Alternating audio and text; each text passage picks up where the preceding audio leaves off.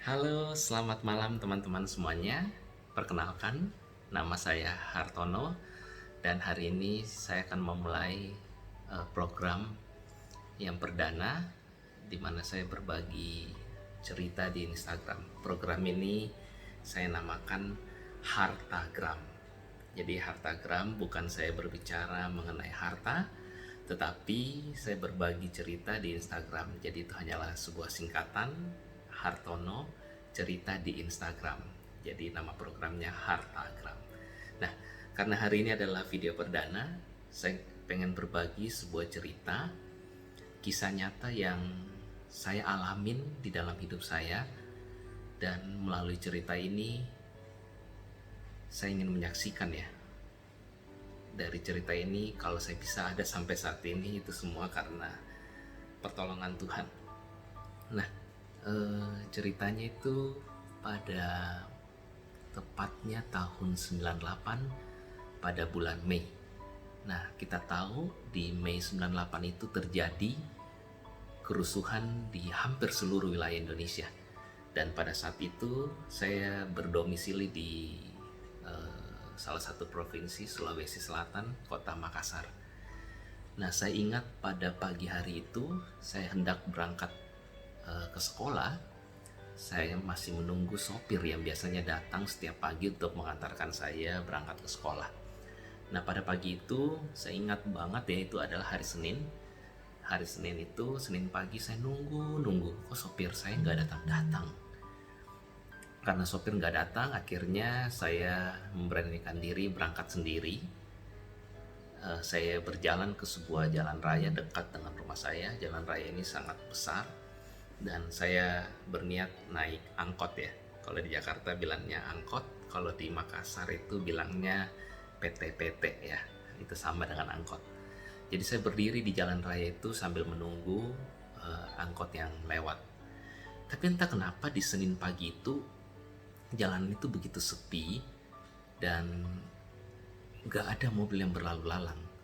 Tapi saya tetap menunggu sambil berdiri melihat ke arah kanan saya apakah ada mobil yang akan datang. Nah, ketika saya sedang menunggu, tiba-tiba dari arah kanan saya itu, dari kejauhan ada begitu banyak orang yang sedang melempar batu,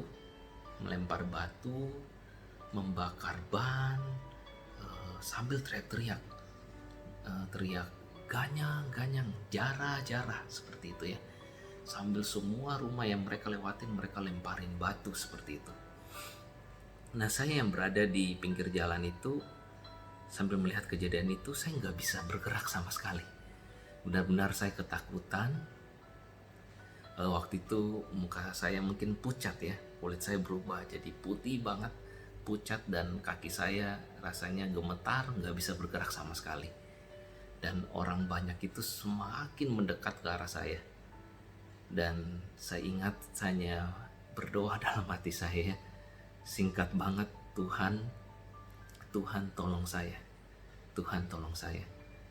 Dan tiba-tiba dari arah belakang saya ada seorang ibu yang menarik saya masuk ke dalam rumahnya.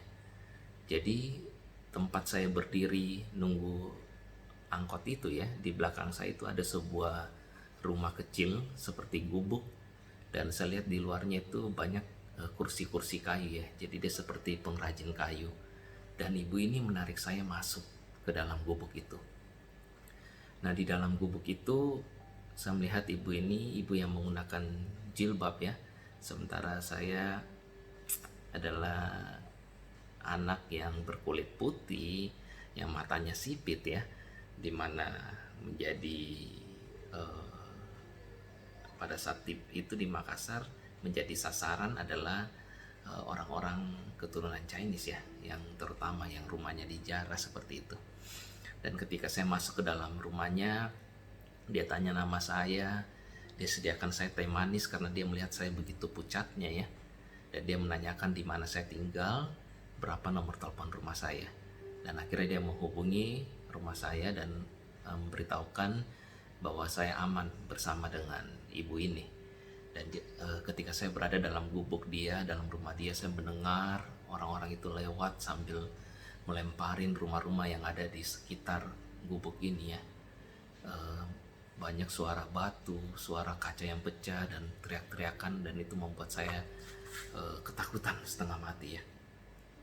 Setelah nggak lama kemudian ketika orang-orang itu udah lewat, akhirnya ibu ini menggunakan sebuah kain, dia tutupin muka saya dan dia bilang, mari dek, saya antar kamu pulang. Dan saya berjalan kaki berdua dengan dia sambil muka saya ditutupin, dan kira-kira berjalan sekitar 8 menit lah ya, 8 sampai 10 menit, akhirnya sampai juga di rumah. Dan saya mengucapkan terima kasih banyak kepada ibu ini. Dan selama kerusuhan itu 2 minggu kita tinggal di rumah dengan kaca yang pecah, dan ya, rasa ketakutan yang sangat luar biasa ya yang kita rasakan selama 2 minggu itu. Sampai 2 minggu itu suasana di Makassar udah mulai aman.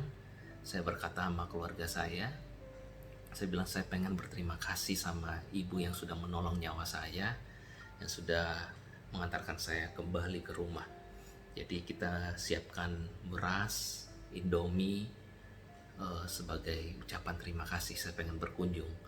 Dan ketika saya bersama dengan sopir dan keluarga saya ke tempat yang gak jauh dari rumah saya, ke tempat gubuk ini, ketika kami ke sana setelah keadaan aman, ternyata gubuk itu sudah nggak ada.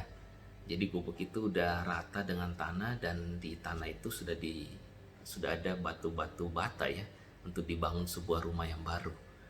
Dan saya begitu kagetnya nggak bisa bertemu dengan ibu itu lagi, dan saya bertanya dengan orang sekitar, ini ibunya pindah kemana ya?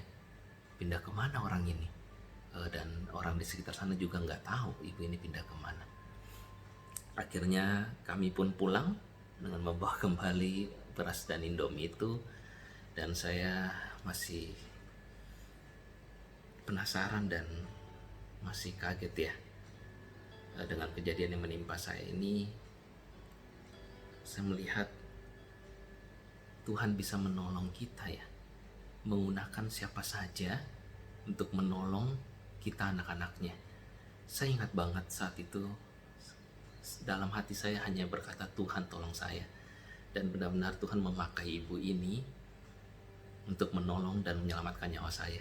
Kalau nggak ada ibu ini, saya rasa sepertinya mungkin saya udah tidak ada ya, karena perawakan saya yang seperti ini, dan saat itu memang kerusuhan. Dan saya bersyukur sama Tuhan, kejadian ini benar-benar selalu mengingatkan saya bahwa di dalam situasi dan kondisi apapun, Tuhan selalu mendengarkan doa anak-anaknya. Tuhan gak pernah tidur, dia selalu mendengar jeritan hati kita, dan dia dapat menolong kita melalui siapa saja. Dia bisa memakai siapa saja untuk menolong kita. Ini kisah nyata yang saya alamin, dan saya rindu berbagi dengan teman-teman di acara program Hartagram ini ya. Nanti kedepannya masih banyak cerita-cerita maupun gambaran yang saya rindu untuk sharingkan kepada teman-teman sekalian. Terima kasih buat perhatiannya.